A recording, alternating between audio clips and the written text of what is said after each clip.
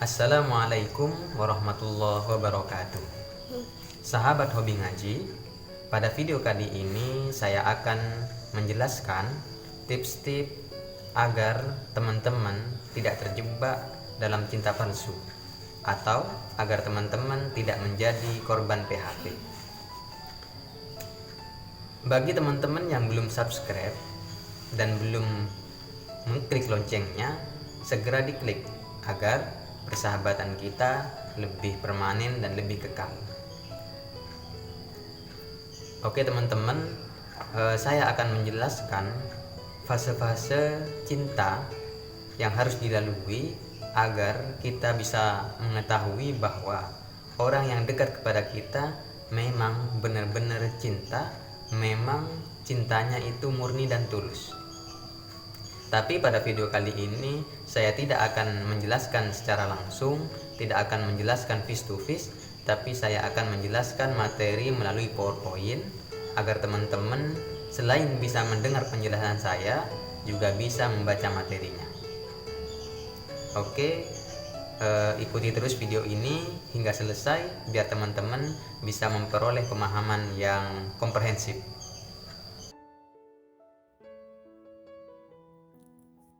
Sahabat hobi ngaji, saya akan melanjutkan pembahasan melalui slide PowerPoint. Bagi teman-teman yang belum like, belum subscribe, mari tekan dan bunyikan loncengnya agar persahabatan di antara kita semakin erat dan semakin permanen. Jika ada persoalan yang ingin ditanyakan berkaitan dengan fikih atau berkaitan dengan hukum keluarga, bisa teman-teman tuliskan di kolom komentar. Jika video ini bermanfaat, bisa teman-teman share. Oke, tips agar tidak di PHP oleh calon pasangan. Dalam buku Pengantin Al-Quran, Profesor Quraish Shihab menjelaskan fase-fase yang harus dilewati untuk mengetahui bahwa cinta itu benar-benar mengakar di dalam jiwa. Fase yang pertama yaitu merasakan ada kedekatan di antara keduanya. Kita baca penjelasannya. Dalam konsep fikih ada istilah kafa'ah, yaitu kesamaan di antara dua orang yang akan menjalin cinta, baik dari sisi nasab, harta, rupa, dan agama. Bahkan sebagian ulama menambahkan kriteria akal dan intelektual. Tapi yang paling penting itu agama. Artinya seperti ini teman-teman.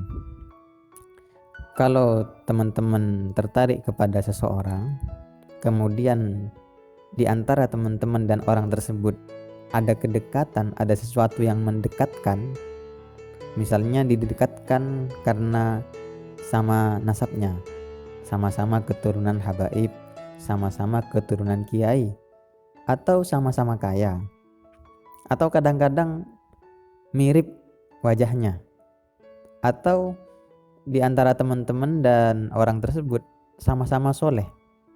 Teman-teman misalnya soleh soleha, dia juga soleh dan soleha.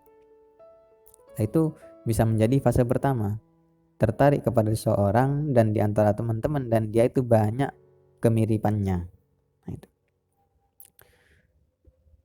Sebenarnya tidak harus dimaknai kafa'ah, bisa saja kedekatan emosional, karakter, dan kepribadian. Bahkan kedekatan organisasi bisa membawa kepada pernikahan.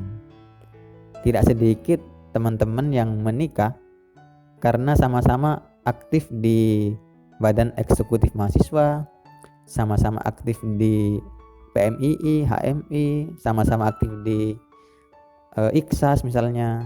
Itu merupakan salah satu bukti bahwa kedekatan di antara dua orang yang ingin menjalin cinta itu merupakan fase pertama proses cinta.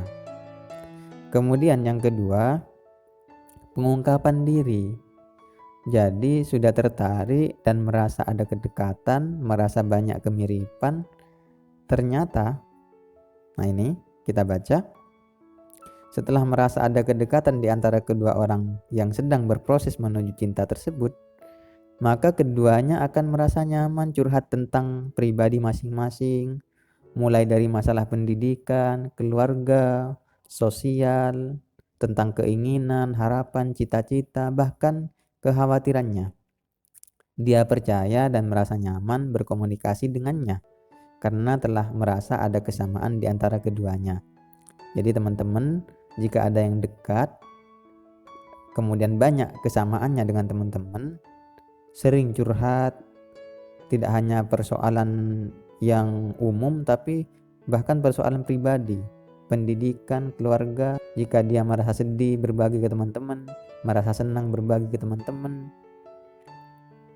itu merupakan fase cinta yang kedua. Artinya dia itu sudah ada tanda bahwa memang cintanya itu tulus. Jadi kalau melalui dua fase ini bisa diperkirakan 50% ya. Kemudian fase yang ketiga yaitu saling merasa tergantung. Satu pihak merasa butuh kepada pihak yang lain.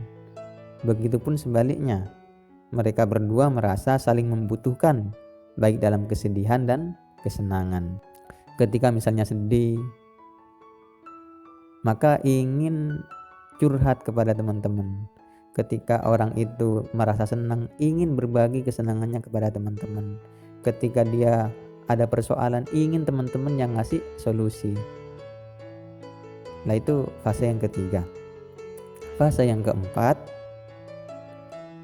adalah mau memenuhi kebutuhan kekasihnya.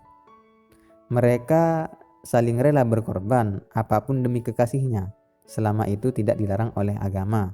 Apapun rela diberikan demi kesenangan kekasihnya selama dalam batas kemampuan.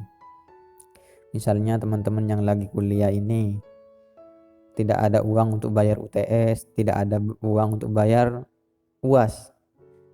Kemudian orang tadi yang sudah dekat, sering curhat, sering merasa tergantung, itu rela meminjamkan uangnya atau bahkan ngasih uangnya untuk teman-teman bayarkan untuk kebutuhan teman-teman.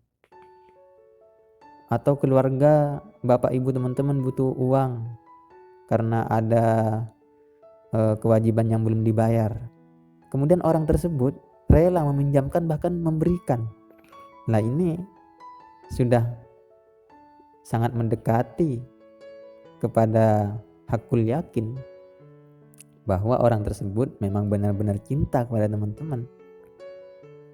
Maka ketika telah sampai pada fase ini, insya Allah cinta di antara teman-teman dengan orang tersebut adalah cinta yang tulus dan harus dihalalkan secara agama. Dan yang perlu diingat dan digarisbawahi, proses ini bisa terjadi dalam masa ta'aruf. Artinya fase-fase tadi dari fase pertama, fase kedua, 3, dan 4 itu bisa terjadi dalam masa ta'aruf yang dalam bahasa fikihnya adalah khitbah. Boleh dilakukan bagi seseorang yang benar-benar punya tekad kuat untuk menikahi objek yang dijadikan fase cinta. Artinya teman-teman yang menempuh fase-fase tersebut dari fase 1 sampai 4 tetap harus menjaga aturan-aturan agama. Kalau ada sesuatu yang sekiranya melanggar, maka itu tidak boleh dilakukan. Fase-fase di atas bisa dijadikan alat untuk menguji kebenaran cinta, agar tidak terjebak dalam cinta palsu atau yang diistilahkan dengan PHP. Jadi, teman-teman perhatikan, kalau orang yang dekat kepada teman-teman sudah lulus dari 4 fase tersebut, insya Allah cintanya itu tulus dan murni. Kalau sudah menemukan orang yang seperti itu, segera halalkan, segera ikat dengan akad pernikahan. Mudah-mudahan tips ini bermanfaat bagi teman-teman. Itulah tadi tips-tips dari saya. Mudah-mudahan bermanfaat, mudah-mudahan teman-teman selamat, tidak hanya dari virus corona, tapi selamat dari virus PHP, selamat dari virus cinta segitiga, cinta segi 4, dan yang lainnya. Teman-teman jangan lewatkan video selanjutnya. Saya akan Q&A, question and answer. saya akan menjawab pertanyaan-pertanyaan sahabat hobi ngaji yang ada di kolom komentar. Ada yang bertanya tentang mahar, ada yang bertanya tentang wudhu, apakah wudhu itu tetap daimul wudhu bagi orang yang menyentuh istrinya, ketika mengikuti pendapat yang wudhu itu tidak batal ketika menyentuh istri. Kemudian ada juga yang bertanya tentang hikmah membaca Al-Quran pada bulan Ramadan. Ada yang bertanya apakah surah Ar-Rahman bisa dijadikan mahar. Semuanya akan saya jawab, akan saya jadikan satu konten. Oleh karena itu, ditunggu video selanjutnya. Mudah-mudahan bermanfaat. Ihdinas siratal mustaqim. Wassalamualaikum warahmatullahi wabarakatuh. Salam bahagia dari saya untuk seluruh sahabat hobi ngaji.